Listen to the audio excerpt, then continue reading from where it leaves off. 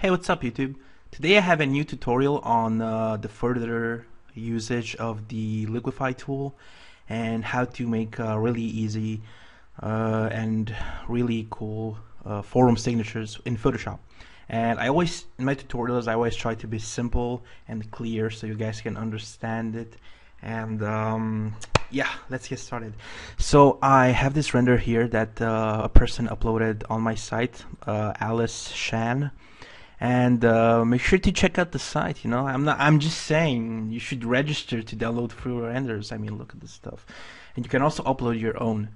Okay, so enough advertising. Now let's just click on the render and download it on my computer. And I'm going to drag it in Photoshop. And I have an empty document here. It's a basic signature size, which is 390 by 160. There you go. And okay, so now that I've dragged this render in Photoshop, let's get started. As you can see, there's a little thumb here on the render, and that indicates that it's a smart object. It means that if I resize it right now, it's not going to lose quality. But if I double click it here, you see it opens in a new tab and you can actually edit it. So I'm just going to grab the eraser tool because I don't want this tag here because it's gonna interfere with my signature making. And now if I go to File, Save, and I could just close this. Hold on, come on. And as you can see, the tag disappeared also here. Now let me just make a new layer by clicking on the new layer button here and just drag it under. And now I'm going to grab my paint bucket tool and just going to fill it with like a black. It doesn't really matter what you're gonna fill it because we're going to add more stuff to it anyway. So let me just resize the render. Press Ctrl T on your keyboard to resize it, and holding Shift you can actually resize it and keep the proportion, because if I don't hold Shift, this is gonna happen and we don't want this. Let me just undo that. Okay, so I'm gonna place it about, I think I'm gonna tilt it like this. Yeah, give it a nice flow and stuff. And now press Enter once you're satisfied with it. And now let's make a copy of it. I'll right click and then duplicate layer. Okay. Or you can also duplicate the layer by holding Alt on your keyboard and dragging under or above. As you can see, I have like 4 copies now. Let me just undo that. And now with this thing that we got under, it's the same copy of the render, we press Ctrl T again and we make it bigger. And we just do this trick, to go faster so we have cool colors and stuff. I'm just gonna put it like this here. Looks really nice like that. You're just gonna press Enter now. And now it's only a matter of experimenting. Don't be afraid to experiment. It doesn't mean you're gonna make something bad. And also, you don't need brushes. I mean, I haven't used brushes in like 2 freaking months or something. I use them only for my digital painting or I don't know, photo manipulations. But in signatures, you don't really need them. Okay, so now that I have my awesome background and my render, let's add some effects. Now I have a folder here with some effects. I will upload them and just post the links in the description. I know you guys like resources, so I'm gonna just give it to you. I really like this light square thingy. Apparently iPad wallpaper.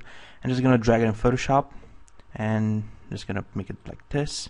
And as you can see, now it's under the render. Let's just call this render so we know which one is which. And this is just gonna call it funky background. I know, lame. And this is the light square that we have here. And if you put it on lighten, on screen, as you can see, the whole black thingy behind disappeared. But we still have like a lot of lines here. Let's just do that, and just grab the eraser tool, and select like, I don't know, 189. That should do. And the fact about smart objects, like when you drag them into Photoshop, is that they aren't editable right now with the brush tool or stuff like that. But if you click on it and like so, or you can also right click here, hold on, and select rasterize layer, and this is gonna rasterize the layer and make it editable. Like I can erase it now. Okay, so that looks really nice. Let me just make a copy of it. I'm holding Alt and dragging up and just put it under. So now we have the effects on top of the render too. And always remember to save your signatures, because you never know when Photoshop's gonna crash or stuff like that. And unfortunately, Photoshop doesn't have a recovery method, you know, like most video editing software do, I think. I mean, I don't know if it has. I never used it or never knew about it. But anyway, file save all the time, because you might make some mistakes. So let's just add a few more effects, just like, you know, randomize it. Light streaks, ooh, interesting. It's all a matter of experimentation. You don't have to be precise when you do it. And you know, like when you see tutorials online on stuff or stuff like that, they are not there to I don't know, like teach you, but they are teaching you, yes, but they're more like telling you, hey, you, this is how you do that, and now go do your stuff, go do what you think is right, add your own touch to it, and it will look awesome. Don't worry, even if at first you fail, you will eventually make something cool. Okay, so I added these two effects. Don't worry, you will have them in the description. Everything that's here, you will have them. And yeah, as you can see, I'm just randomizing stuff. Let's add a background behind the background. And I'm gonna go here, and I really like to use you know, concept backgrounds from video games like Terra. As you can see, Terra, and they're really awesome, and I really enjoy using them. Ooh, this looks nice. And right now I'm interested in this red part here. Let me just drag it into Photoshop. As you can see, I have the first layer selected, and I'm gonna place this right here like this. This looks nice. I really like the concept here. And this is our funky background. I just placed it behind because, you know, it's not always nice to leave empty spaces. And as always, Control S to save your signature. Let me just move the render maybe a bit lower.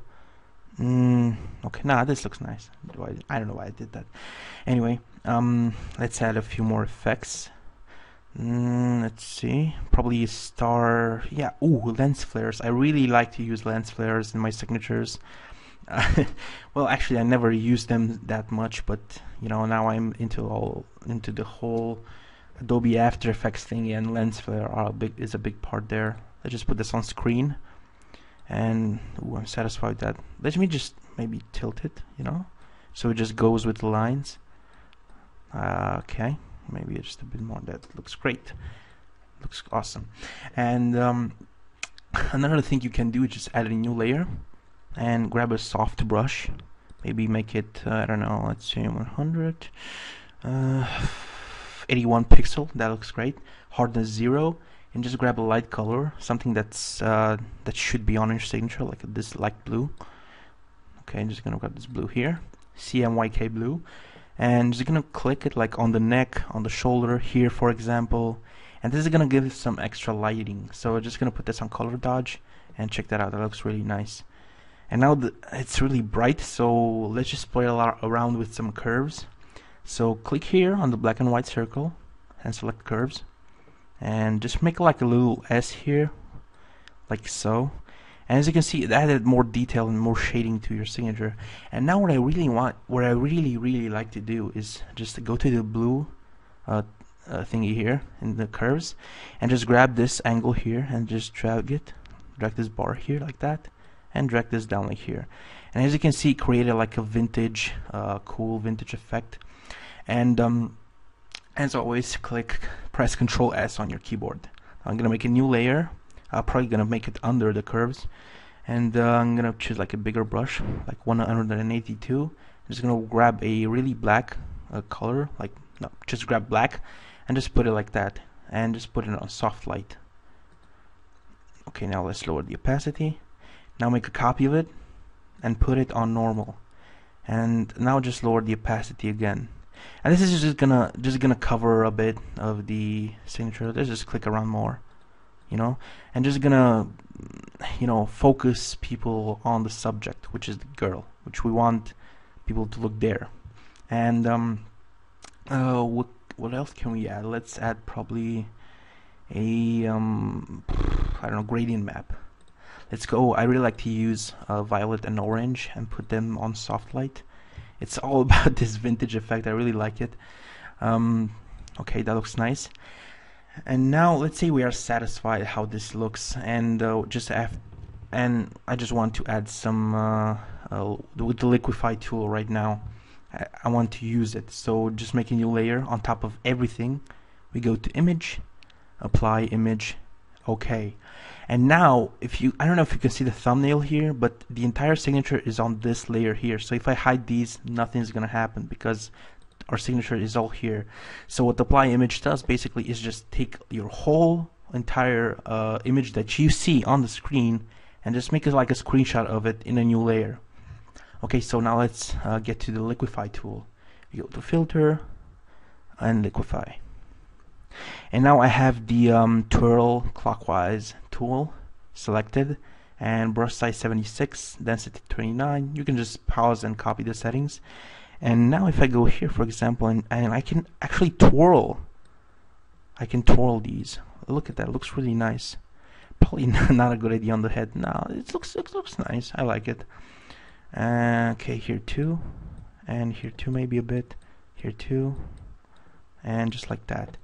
And now it looks all liquid and cool and stuff. I really like it. Check that out. Looks really nice. As always, save. And I think we're almost done here. Grab your sharpen tool first, and it's right here. Probably you're gonna see the blur tool, but under it there's a sharpen tool. I have protect detail off, which is an option in CS5 or even earlier versions, and it protects the detail while you sharpen an image, but I don't really need it right now. I have a 125 pixel soft brush, strength 36. Just gonna click around, just put out the render more. Okay, that looks really nice. Super. And you're probably having trouble with text, and I've also been having trouble with text, but there's an easy fix to that. You can add text like this. Let me just show you a few ways you can add text, like I don't know, let's call this anime girl. Okay, and this is gonna be like blue maybe. You see, it's all about experimentation. I don't know what the hell I was doing, how I got here to the signature, and now I'm satisfied with it. It looks really good, and I hope you guys like it too. And just place this text there. And a trick you can do, since I've been over with the lens flare and stuff, I'm just going to right click and select duplicate layer. Okay, just gonna put it under and just right click now and rasterize type, and this is gonna make our text editable. Now if you go to filter and then we go to blur and motion blur, angle to 0, as you can see it will create like a light streak here. I'm just gonna lower the distance to about 66 and we click OK. And now we hold Control on the keyboard and we select both of these.